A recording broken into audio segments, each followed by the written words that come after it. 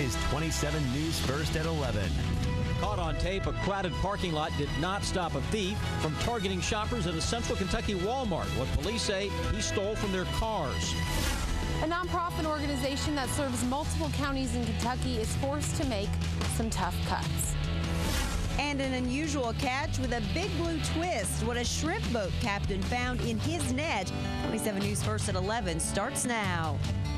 Good evening to you. It's a place where many people shop and where a thief decided to make a bold move. Richmond police say a man broke into cars in a Walmart parking lot in the middle of the day. But surveillance cameras caught his every move, and tonight police hope that someone out there will recognize him. WKYT's Gabriel Rojas has our top story at 11. In a busy, crowded Walmart parking lot, people don't always stop to make themselves aware of their surroundings. Richmond police say that's probably one reason why this man was able to casually walk through the lot on Tuesday, breaking into multiple cars without anyone noticing.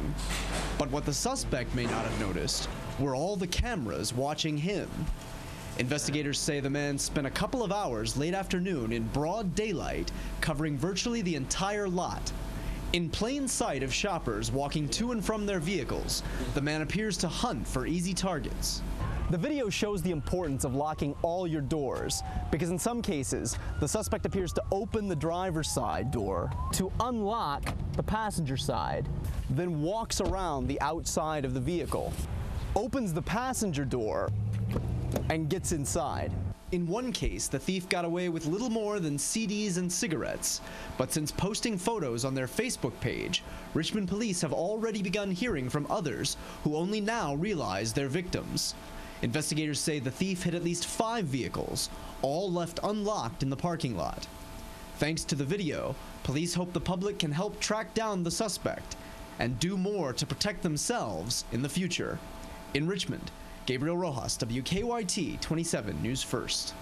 Investigators are looking into possible connections to similar car burglaries throughout the area. We now know the name of a business owner killed when his truck turned over and hit a tree. The coroner has identified the victim as 46-year-old Timothy O'Neill of Paris.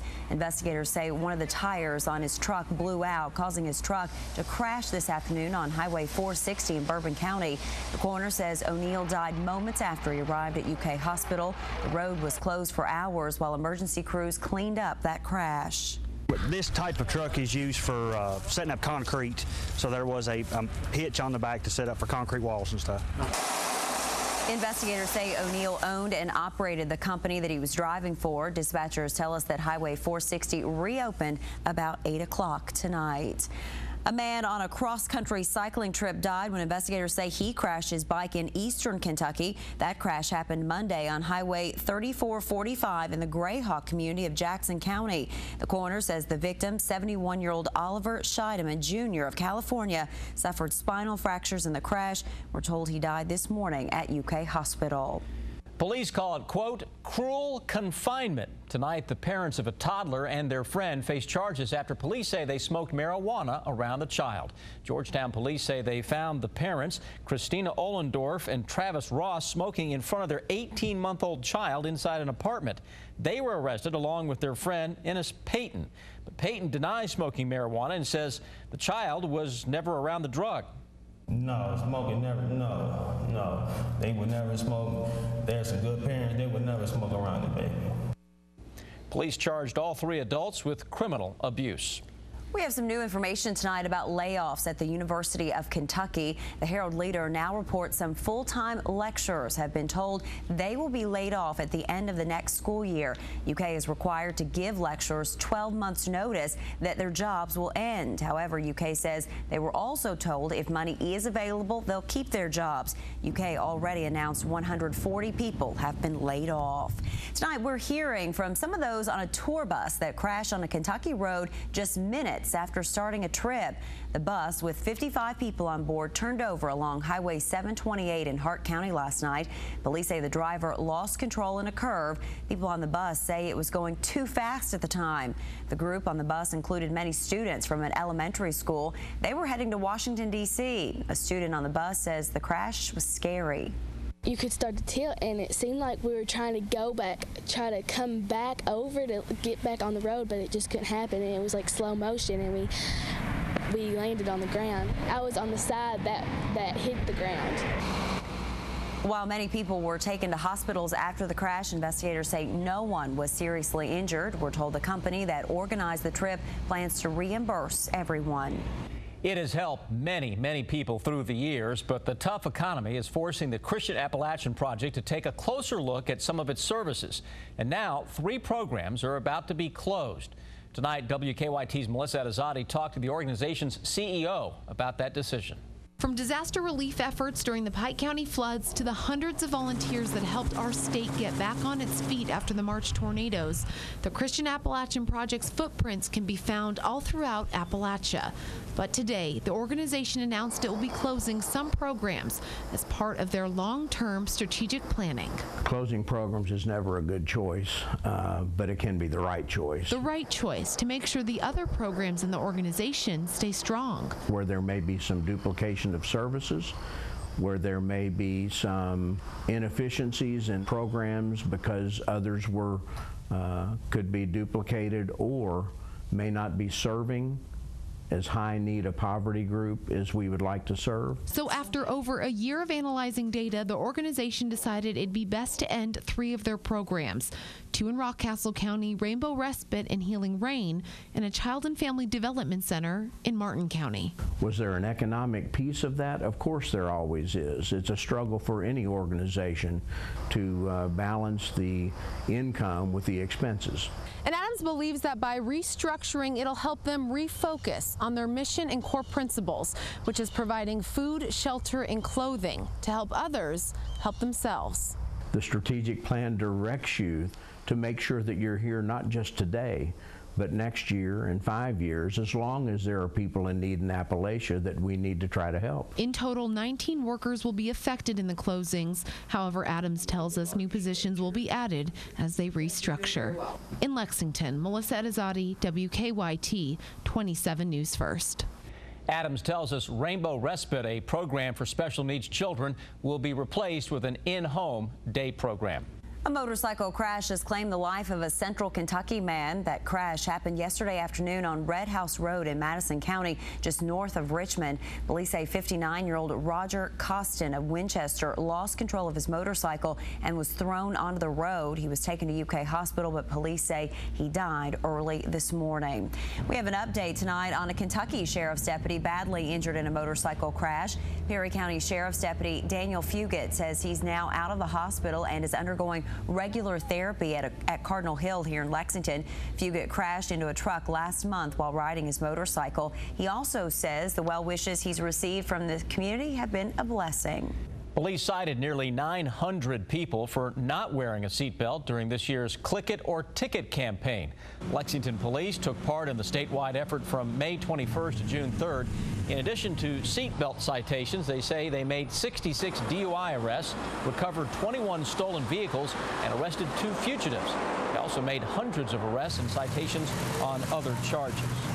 We've been seeing spring-like temperatures for most of this week, but this weekend it'll feel a little bit more like summer. Chief Meteorologist Chris Bailey is warming things up with an early look at the forecast.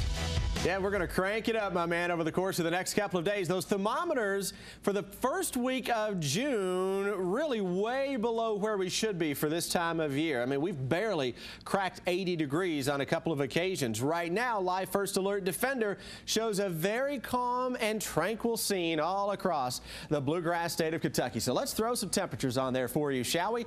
Readings into the low and mid 60s. Keep in mind at this time 24 hours ago, some areas already down into the upper 50s, so we are ahead of the pace in terms of comparing the past several nights against one another. 64 the current reading right now into downtown Lexington, 62 into Somerset, with those low and mid 60s showing up all across central and eastern Kentucky. But our weather headline, basically it's one phrase: summer returns, and it really cranks up by the time we hit Saturday and Sunday. Will it come with a price? Some showers and thunderstorms creeping into that weather picture too, guys. More on that here in just a bit. Chris, thank you. This next story is something else. A Big Blue fan lost something very important in Florida. A shrimp boat captain in Okaloosa County found this while pulling up the nets in his boat. It's a prosthetic leg with the UK logo and a wildcat airbrushed on it.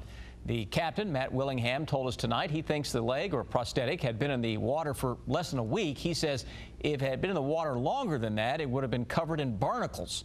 He's now hoping that someone will come forward to claim the prosthetic leg. A new effort in the fight against cancer will roll onto the streets of Lexington this summer. Tonight, plans for Roll for the Cure were announced at the Urban County Council meeting. Bicyclists of all skill levels will ride on different routes around Lexington on Saturday, August 25th. You don't have to pay anything to ride in the event, but you have to raise at least $500. The money will benefit the Lexington Cancer Foundation. The dollars we raise will go directly into the fight against cancer in the form of cancer-specific education, cutting-edge research, and to fund personal care needs. For more information on Roll for the Cure, just log on to our web channel, WKYT.com. The U.S. Transportation Secretary calls it a national epidemic, and now the government is planning to crack down on people who text behind the wheel. Also ahead here on News First at 11, we'll have Big Blue coverage from Chicago as 6 former Wildcats showed their skills in the NBA Combine. Now, 27 First Alert weather. It is all eyes on the weekend. I'm Chief Meteorologist Chris Bailey. I just want to get the nice weather we've had for the past 5 or 6 days to carry us on into our Friday, Saturday, and Sunday. Don't always get what I want in the weather world. Let's get into what we've got going on your Thursday evening with a live First Alert Defender. It's Kentucky's most powerful Doppler, and it's getting a little bit of a break right now. Not a whole lot of action this week. Nothing out there tonight. Don't expect anything on the radar until we get into the day on Sunday. More on that here in just a little bit. Temperatures right now, for the most part, low and mid 60s. Jackson leading the charge, 67 degrees, yet just about a 50-minute or an hour drive to the Mount Sterling area. We are into the upper 50s, so nice little temperature contrast. If you're down in a valley, cooler air tends to pool. If you're up on a higher elevation, we're a little bit warmer. 60 for the folks into London with Somerset not too far behind at 61 degrees. Broaden out the view a little bit, not just to concentrate on central and eastern Kentucky. Let's look out to the west. That's important in terms of temps right now because that's where the air around here is coming from over the next couple of days, as opposed to that northerly and northeasterly wind we've had around for, the first week now of June. 70 Owensboro, down to the Nashville, Tennessee area, Louisville at 70 as well. So that's an indication that, our temperatures are going to begin to warm up. Today, we were this close to a normal high, 80 degrees in Lexington. Normally, we should be into the low 80s. How about the low this morning? 49 degrees. It's the second morning we've had some upper 40s around here in the first week of June. Normally, should be around 60. That record low not too far away, 44 degrees. That was back in 1998. For the overnight ahead of us, we drop into the mid and upper 50s. Quick rise first thing tomorrow morning. Then the remainder of your day through this time tomorrow night, with temperatures that will be topping out into the low and mid 80s across most of the areas. So a fantastic Friday to jumpstart the upcoming weekend, which will be much warmer than the weekend we had, obviously, to kick things off for the month of June. Cloud cover trying to work its way on into the northern part of the state a little earlier from that stuff into Ohio, but we're now beginning to see some clouds streaking in from the west. These are upper level clouds, really not going to do anything in terms of precipitation or anything remotely close to raining across central or eastern Kentucky tonight or tomorrow. High pressure, thank you for the nice weather. It's going to move in and basically camp out right on top of us through your Friday afternoon and evening as it slides off to the east. That warm air flirts with becoming hot over the weekend, but you will also notice a little bit of cloud cover. See this juice, little green here across the Mississippi River Valley that is working out of the Gulf of Mexico. That's where we have a lot of moisture that is located across the Gulf, and we're going to tap some of that juice by the time we get to the second half of the weekend into much of next week. We could use a drink of water. Upper 50s tomorrow, and there you see the low 80s as we go into the heart of the afternoon. So our 7-day forecast with that summer flavor just in time for the weekend. 87 and 88 Saturday into Sunday. It's late day Sunday. We could start to see a couple of scattered boomers. Much better chances Monday, Tuesday, and Wednesday. seeing some of the lawns getting a little brown, so a drop or two would certainly go a long way. Hello, Friday, summer. 3-day weekend Friday. for a lot of people. You picked a good one. All right. Thanks, Chris. Another Sprint Cup race about 3 weeks away. So what are police and the Kentucky Speedway doing to prevent another traffic nightmare? That's ahead on News First at 11. And this reminder, Friday's Mega Millions jackpot is $22 million. Saturday's Powerball jackpot, $205 million. The federal government today unveiled a long-term plan designed to keep people from texting while driving. And the government plans to spend a lot of money to fight the problem. CBS's Begad Shaban has more.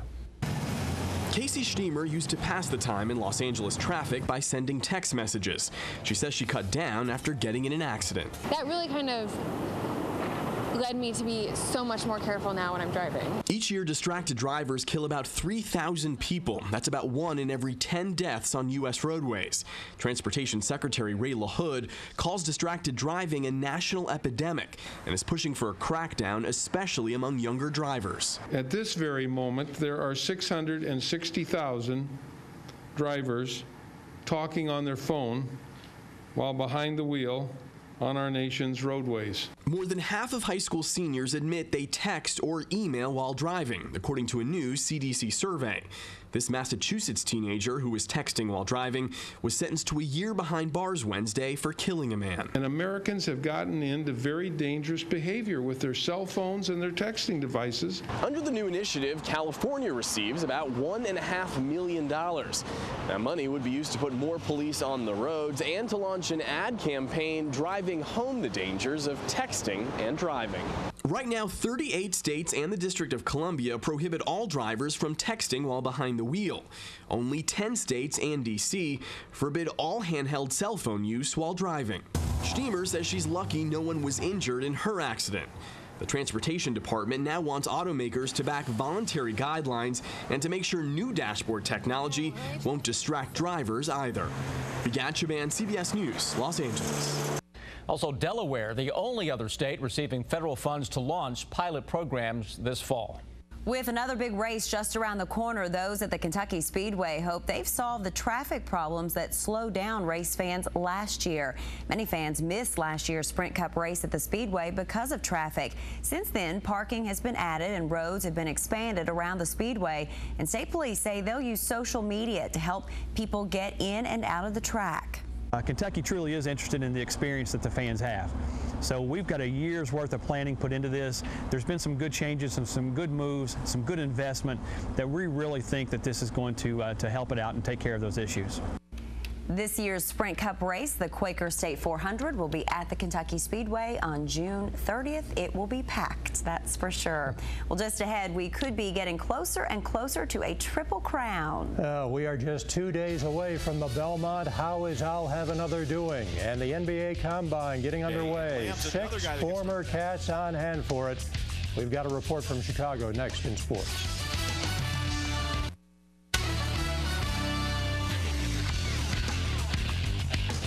The NBA draft is coming up June 28th, but first the Combine. 6 former Wildcats are on hand. It's happening in Chicago. Brian Milam is on hand to cover it. Hello from Chicago. Once again, it has been a very long day, especially for the players at this 2012 NBA Combine. Getting up bright and early around 7:30 this morning to work out at 9 o'clock, and they have been in and out of interviews ever since. And one of the main reasons they've been in these interviews, because basketball now will turn into a business for the 6 former Wildcats. Definitely, I know that. I mean, it's a business. They're not going to invest money in somebody who doesn't deserve it. So I understand that. But like I said, I'm having fun with the whole situation. Not a lot of people get to experience what I'm experiencing right now. So especially with guys that you're friends with, that you've grown close with. So.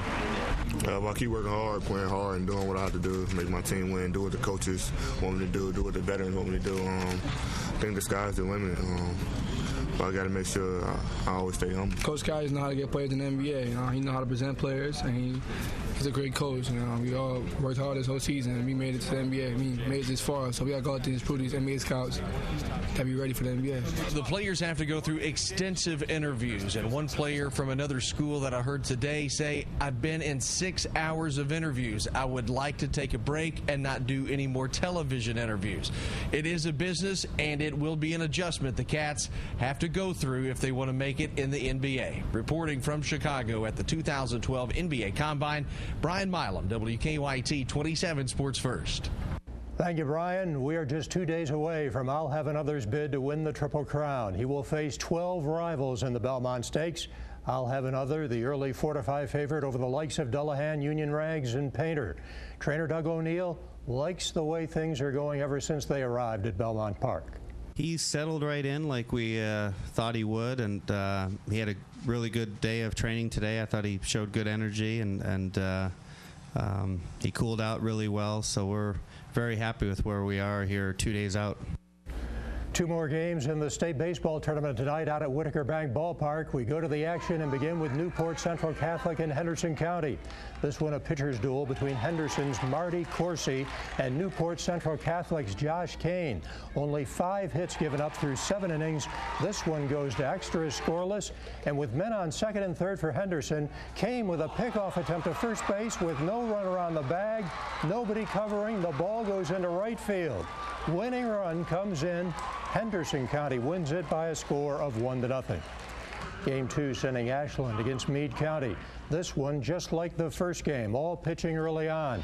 Garrett Ledford throwing darts for the Green Wave, and for the Tomcats, it was starter Logan Salo, each allowing 1 hit apiece through the first 3 innings. Meade County ends up winning it by a score of 4-2. On to the state softball tournament in Owensboro. Boyle County and Oldham County in the second. Sammy Key singles into center. That puts 2 on for Boyle County with no outs. Later in the inning, Cullen Burns scores to give Boyle County the early lead. They would tack on a few more, and Boyle County goes on to upset Oldham County by a score of 4-1. And Estill County taking on Nicholas County. This game, all defense early on. Ashley Puckett on first. She's going to be picked off by the catcher. Shelby Arthur guns down the base runner to end the inning, and it was scoreless. Estill County entered the bottom of the 7th down 2-0. After tying it at 2, Arthur, with 2 outs and the bases loaded, delivers the walk-off hit. Estill County rallies to win it by a score of 3-2. And also in the state softball tournament tonight, it was Greenwood defeating Scott County 3-0. That's sports, and we'll be right back. It's almost Friday, and it sure looks good. We're getting there. Low 80s tomorrow, then it's mid and upper 80s Saturday into Sunday. Could be a late day shower, thunderstorm on Sunday. That should carry us into the first part of next week, with readings starting to come down a little bit. By then, we're really going to need some water, guys. It's getting a little dry out there. All right. Thanks for watching. You boys hold down the fort. I'll be out of here, all right? See you later.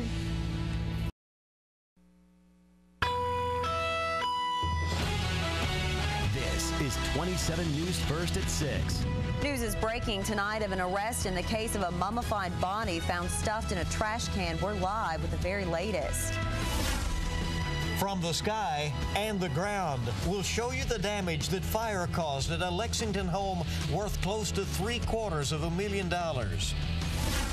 And our 27 News First investigation continues as we go undercover to show you just how easy it is to buy synthetic drugs, a product police say is putting people in danger. 27 News First at 6 starts now. Good evening to you once again. Police have just announced they have charged a man with killing a woman whose mummified body was found in a trash can. Detectives are fresh off a late afternoon news conference where they announced some details at the police department about where things stand. That's right. We were the first crew on the scene yesterday when police found the woman's remains. Today, our Andy Cunningham has been working to get some new information on the victim and her accused killer. He is live downtown. And Andy, what breaking details came out of this news conference late this afternoon? Well, Amber, police have now charged 27-year-old Mark Adam Cave with murder and tampering with physical evidence in connection with Lexington's second homicide investigation of the year. It was a disturbing discovery, a woman's body in a mummified state stuffed inside a trash Herbie in a wooded area off Fortune Drive. This all started back late December as a missing persons investigation, and we had some information yesterday that led us to the location where we found the body yesterday. But police believe the body had been there much longer than that. We have reason to believe at this point that it was months time, maybe as far back as June. Through witness interviews and information police received yesterday, officers placed Mark Cave under arrest at 1 this afternoon. How about a relationship between the suspect and the victim? I'm not going to release that at this point. Family friends first grew concerned last June when the victim hadn't been seen or heard from for some time, according to police, but for unknown reasons didn't report her missing until December the 28th.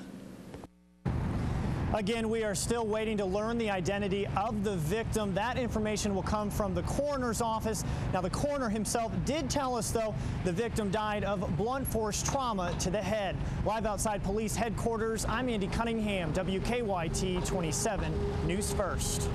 Andy, we thank you. And now to a breaking story that we brought you at the top of 5:30. A school bus caught fire this afternoon after it collided with a pickup. Now, thankfully, the fire was quickly put out and no one is seriously hurt. This crash happened a few hours ago on Highway 80 in Perry County. A passenger in the pickup was flown to the hospital, but we've now been told the injuries are not life-threatening. 6 students and the bus driver were taken to a local hospital to be checked out. Sky First was in the air today over the home of a well-known Lexington landowner and businessman. The home, worth more than $700,000, caught fire this afternoon and has extensive damage, as you can see there. It has been a tough fire for firefighters to get out. Yeah, they have been at the home on McMeekin Place since that fire broke out just before 1. This is an area off of Tates Creek Road where Coach Rick Pitino used to own a home. Our top story at 6 takes us live to the scene, and Brittany Paulette's talked to fire crews about how tough this fire was to put out. Brittany? Amber, it was really the size of this home that created some obstacles for firefighters. You can see behind me that there are crews still on the scene monitoring hotspots of the Langley home. An established Lexington businessman received a phone call while in Florida that his home on McMeekin Place was on fire. Robert Langley is the owner of this home that filled with smoke and flames this afternoon. Langley is also the owner of one of the largest real estate enterprises in central Kentucky, including the second largest building in downtown Lexington. This is a very extensive fire. It's a large house. It's very broken up. We had fires in probably 8 or 9 different areas in the home. It took fire crews an hour and a half to put the fire out. Firefighters were up against some dangerous conditions. It was also going up the walls and getting in the attic, and that just spread from room to room. 2 rooms on the back of the house flashed over, which is where they completely fill with fire, and they're not survivable if anybody's in them, including us. Fire investigators are still working to determine how this home caught fire in the first place. Neighbors say they're glad no one was hurt, but that it's still unfortunate this happened to the Langleys' home. I feel sorry for the family whose house was affected by the fire. And just to give you an idea of the conditions that these firefighters were up against, these air tanks at a typical fire, firefighters tell me they only need 1 of them. Today, several firefighters needed 3 of these to keep the smoke out of their lungs. Again, no injuries, though, as a result of this fire. We are live in Lexington. Brittany Paulette, WKYT 27 News First. An intense fire, that is for sure. People living on McMeekin Place tell 27 News First that they're thankful firefighters were able to prevent flames and smoke from spreading to other homes. A man remains in critical condition tonight after his apartment building caught fire early this morning in Knox County. All 9 apartments in the Artemis building were destroyed. The fire broke out around 2 this morning while most people were sleeping, except for David Markham, who jumped into action when he smelled smoke and heard the alarms. I kicked in the door and there was smoke everywhere, and I turned and looked, and it was a couch that was on fire. Markham pulled the victim, Keith Bays, from his burning apartment. Bays was flown to UK with burns. An infant in another apartment was also taken to the hospital for smoke inhalation, and a firefighter was treated and released for asthma-related complications. Well, just weeks after a man was found shot to death in his home, police are making a plea to the public for help. They say the leads have dried up in the murder of 52-year-old Paul Brewer, who was shot in his bed just days before Christmas. Now, as Melissa Edazade reports, the Montgomery County Sheriff and Brewer's family are asking for leads. Yeah, I'm a mama.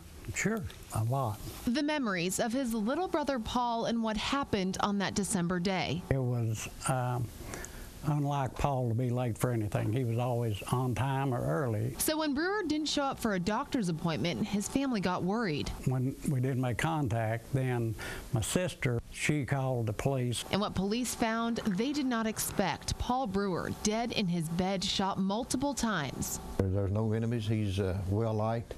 Very generous. See things that happens in the big cities that doesn't happen in rural America, and unfortunately it hit home to us. Although Brewer's family doesn't know a lot about what happened that day, they do believe that whoever did this didn't park in front of Brewer's house. They think they parked down the street away so nobody could see them. Especially since police say there was no forced entry into the house, another indicator leading them to believe Brewer might have known his killer. We can't find anybody that can tell us that, they had a reason to do this. Closure for the family and Brewer's 3 kids, but also for the Mount Sterling community. And hopefully there's someone out there that knows something or seen something that would certainly help the police in solving this matter. In Montgomery County, Melissa Edizati, WKYT 27 News First. Now, obviously, if you have any information on Paul Brewer's murder, then you're asked to get in contact with the Montgomery County Sheriff's Office. Well, they are a dangerous new breed of drugs, and they're not even illegal. They're sold as something else like incense, potpourri, or bath salts. 4 Kentucky counties have enacted ordinances to ban their sale, but the problem for counties like Laurel and Rowan is the makers keep changing the ingredients to skirt the law. As we continue our special WKYT investigation, Kristen Kennedy takes our hidden camera to see just how easily kids can buy it. Panther, bubblegum, Well, head trip, Cabrini Green, Mellofellow, mind trip, Kristen Karma, or Hepatitis. things that usually catch the eye of younger crowd. And it's the younger crowd making most of the buys. Well, it's just purchased at local stores here. It's sold legally over the counter.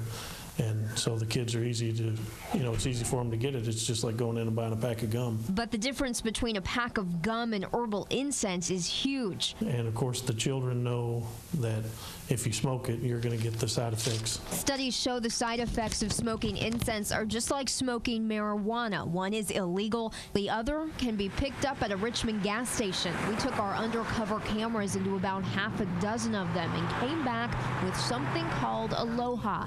Other stores known to carry incense in the past told us they stopped selling it. What do you got? Got nothing really. Herbal incense stuff? No. No, I'm pretty sure actually right in this area it just got outlawed like last week. Police can't do anything to the clerks that sell it. Incense is legal. The problem is when teens buy it and do exactly what the label says not to, consume it. We're not having complaints from adults, showing up at the hospital, or adults, out on the street that are having these problems. It's all, juveniles and young adults. Major Bob Mott's main concern now is getting parents to wise up to what their children are buying just blocks away from home. It is very frustrating. The parents aren't aware because they look at it as a legal substance, and a lot of them don't know that the reason why they're buying it is to ingest it, not to use it as incense. In Richmond, Kristen Kennedy, WKYT 27 News First. Major Mott says even if Madison County outlawed the sale of herbal incense or synthetic marijuana, makers would alter the ingredients to stay one step ahead of the law. Now, our investigation continues at 11 tonight of synthetic marijuana, and that's where we're going to show you how dangerous it is. We take it to the state crime lab to find out and have it tested. That is tonight on News First at 11. Well, it's prescription pills that lawmakers in Frankfort are trying to control right now, and today House Speaker Greg Stumbo filed a bill aimed at making it easier for law enforcement to catch abusers. He wants to require everyone who prescribes pills in Kentucky to register with Casper, the state's online program, and he wants police to have access to it. The bill would also require pain clinics be owned by licensed doctors. The governor says this bill is headed in the right direction. I can just tell you that I am confident that we're going to end up with a very aggressive, strong measure that will make a dent in prescription drug abuse in Kentucky. The proposed law would also require prescriptions for pain pills like hydrocodone and OxyContin be limited to a 30-day supply.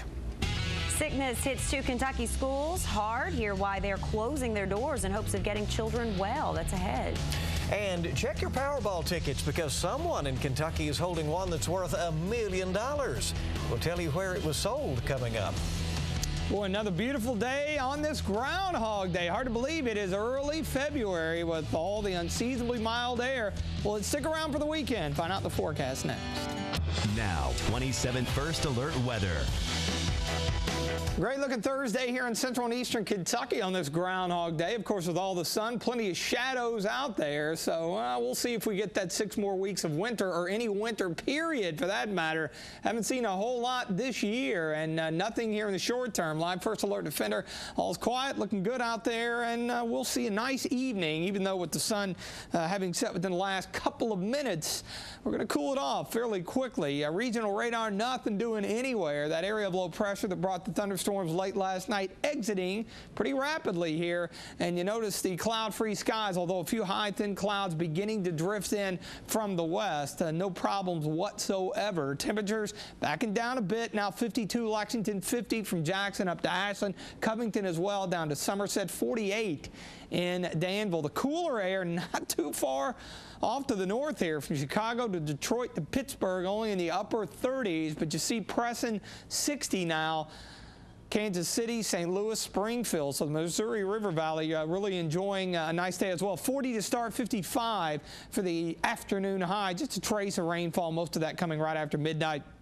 42 and 26, the average high and low. So in good shape with high pressure right overhead. So with the clear skies, light winds, little radiational cooling, even with those higher thin clouds out there, we're still looking good. But notice the cloudiness out here to the west. That's going to be associated with our next storm system making a run for the Ohio Valley just in time for the weekend. Tomorrow, okay, mid and upper 50s, but it's once we hit tomorrow night and into the day on Saturday, decent amount of moisture coming our way. So it's going to be wet for at least the first half of the weekend. A little cooler on Sunday, maybe a shower or two lingering, but we'll recover back up close to the 50-degree mark by the early part of next week. So as you look over the 7-day, you're thinking, hey, you know, it's early February.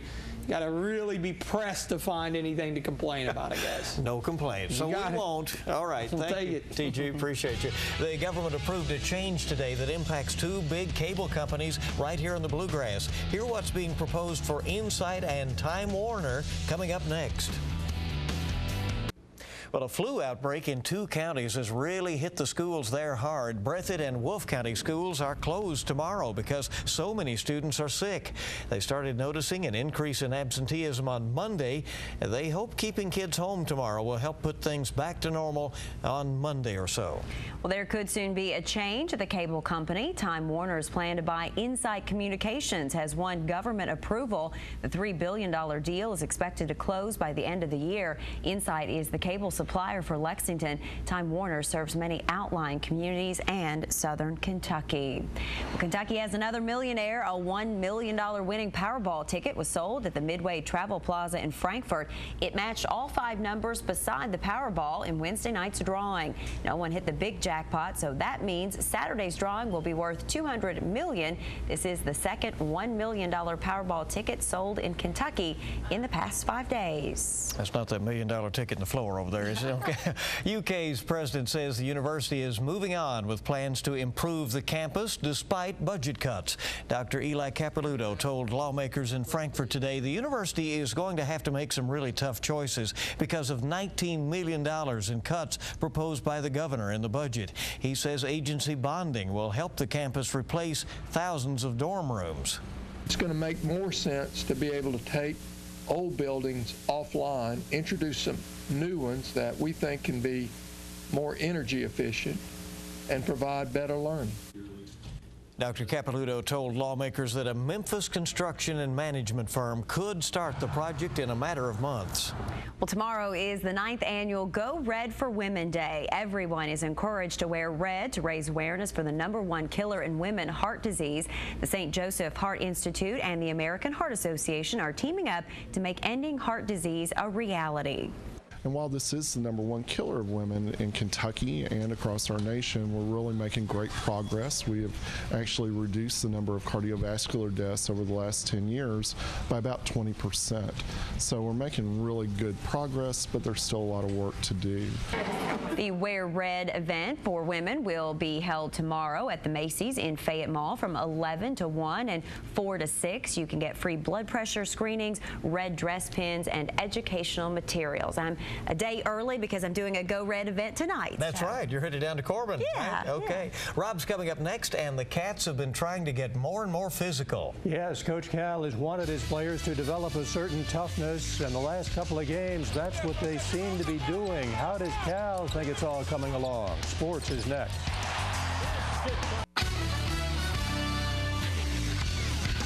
Coach John Calipari has been calling for his team to toughen up and deal with rough play. It's all about being physical. And over the last couple of games against LSU and Tennessee, there's signs that's happening. But it's still not where Cal wants it to be. We had our guards at times. Duran went in there. Darius still. There were still plays that you got to want it. Terrence went baseline, and McBee kind of pushed him, and he never got to the rim. Come on, now that's got to be a dunk. You know, just go dunk the ball. So we're still not there. What they did to Anthony Davis is absolutely, when he caught the ball at the top of the key, mushed him. And again, that means toughness. And he just got rid of the ball a couple times. He wasn't ready to really be physical. So we got a long way to go with that. But we've made strides. The UK signees Alex Poitras and Archie Goodwin have been added to the rosters of the Jordan Brand Classic, which features the best high school players in the country. Poitras and Goodwin become the 16th and 17th future Wildcats to play in the Jordan Brand. It'll be played in Charlotte, North Carolina on April the 14th. Former Wildcat J.B. Holmes, now nearly 5 months removed from decompression brain surgery, and for the second straight week, he is back playing on the Pro Golf Tour. He's playing at this week's Waste Management Phoenix Open at Scottsdale, where he's won twice, his only wins on tour. Holmes didn't make the cut in last week's Farmers Insurance Open in San Diego. His first time back since surgery, but he's just happy to be back playing again. Last week, and hopefully I can improve on that. Didn't play that great, but it was just nice to get back out there and get back in the swing of things. And my game's not quite where I want it, but just trying to get out here and practice and just get my swing back. Golfers are still on the course in Phoenix, but Holmes is 2 over through 9, still trying to find his swing. Josh Teeter, a 3 under today. He is tied for 13th place. Bourbon County has a new football coach, and he comes from one of the state's winningest programs. John Hodge introduced this morning as the Colonel's new head man. Hodge spent 10 seasons on the sidelines over at Boyle County, where the Rebels won several state championships. Hodge says he's excited about what's happening at Bourbon County.